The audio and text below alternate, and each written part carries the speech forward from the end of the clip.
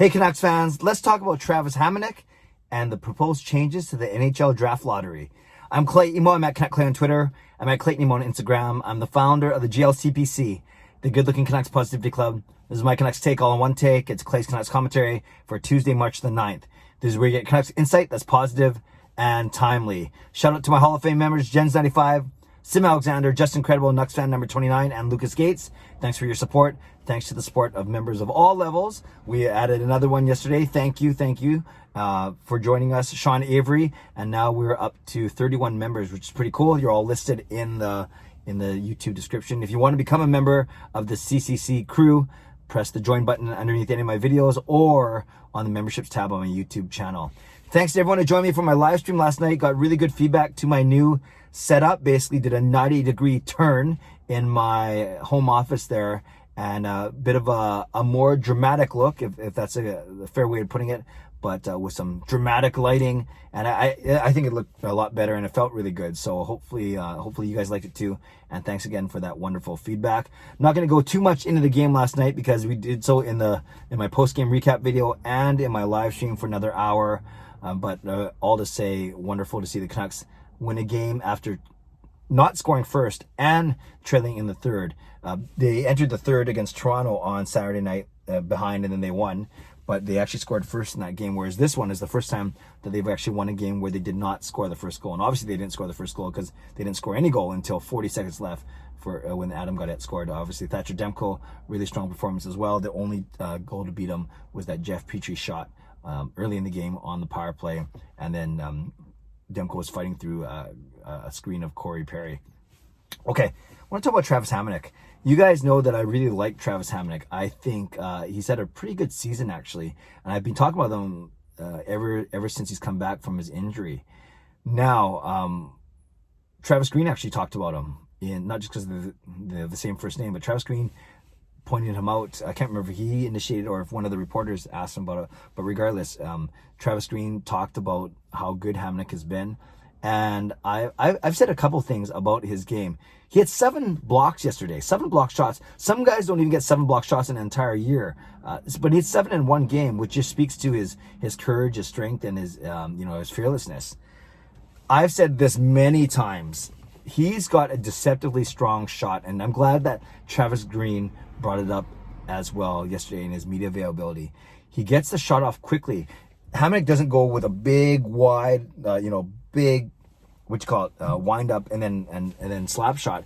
He does that quick snapshot from his waist down, but all the way from the point, it's a hard, heavy shot, and it often gets it on net and forces the goalies to make a save, which I think is excellent, and it causes rebounds. It's good because it's low. It's good chance for deflection, and because he's able to get it off so quickly, he doesn't need that extra 1 second or so, or half a second, whatever the timing is, to get a big shot off. So I like his game.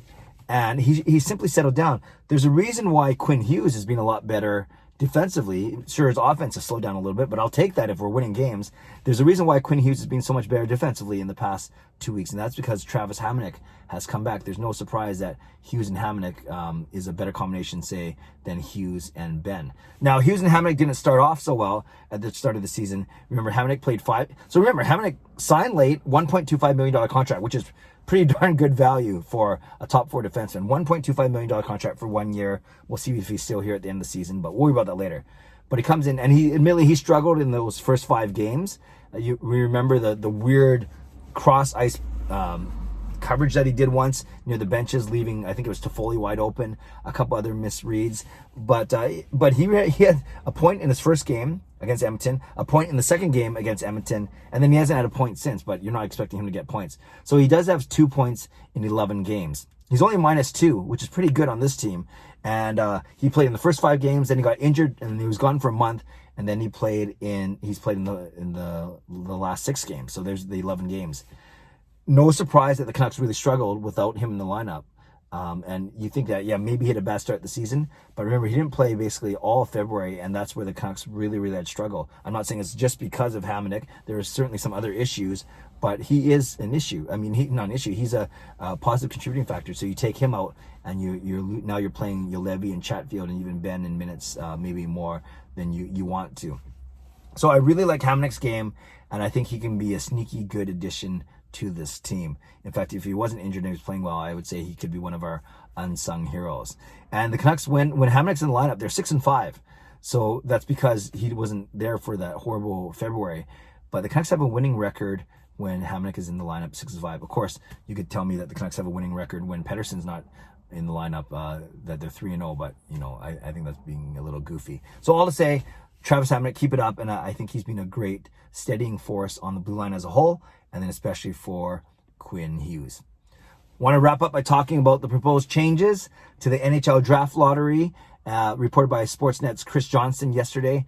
3 big changes. Number 1, you could only win the lottery, an actual win, not moving up, but a win of the lottery 2 times in any 5-year period. So obviously that 5-year period rolls every year, and then you can only win it twice in there. If you've already won it twice in those 5 years, then you won't be eligible to win. So that's number 1, and that goes against, for instance, the Edmonton Oilers winning 3 straight years in a row.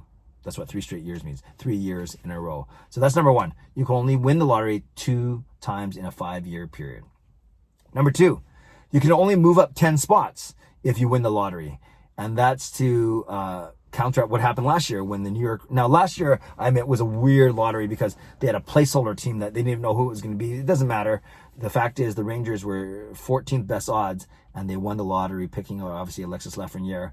But that was a 13-spot jump, right, from 14 to 1. So you wouldn't see a jump like that happen in the future if this goes through. And that's because, you know, you want the lottery winner to be one of the bottom 10 teams as opposed to the 11th, 12th, 13th, 14th, or even the 15th place team, meaning that team was the 1 spot out of the playoffs, which the Rangers by 14th overall was only 2 spots out, if that makes sense. So that's the second choice. The second proposed change. And the third proposed change is not as big of a deal, but still important. Instead of 3 lottery draws, only 2. Just saves time, and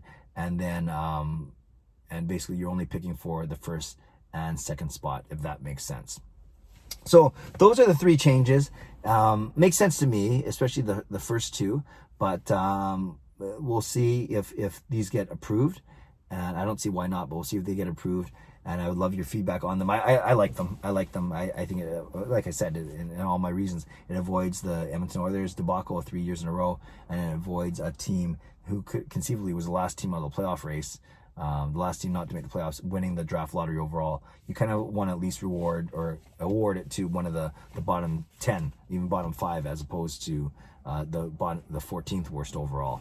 But obviously the lottery is there because you want to avoid tanking as well, and I think it does a pretty good job of doing that. Yes, I said the word, but I'm allowed to say the word when I'm talking about it in general, but I will never say the word when it comes to the Vancouver Canucks. You guys, anyone who watches my live stream, you know that I will not say the TANK word when it has to do with the Vancouver Canucks. Lastly, reporting that there were thoughts about moving the draft to January 2022, or later in 2021, but no, it sounds like from Darren Dreger that they are going to keep the original date of the end of July. Tougher to evaluate players this year because a lot of them aren't playing, but everyone's going to be in the same boat, so to speak. So Canucks fans, there we go. Would love your thoughts on Travis Hamonic. Do you agree with my assessment that he steadied the Canucks blue line and especially steadied the play of Quinn Hughes? And let me know what you think of these proposed changes to the NHL Draft Lottery. Leave a comment below. I love to read, react, and reply as always. Subscribe if you'd like to. Like this video if you'd like to. Join this channel as a member if you'd like to. Stay safe, stay healthy, take care of yourselves, and take care of each other. Have a great day. God bless, and go Canucks go.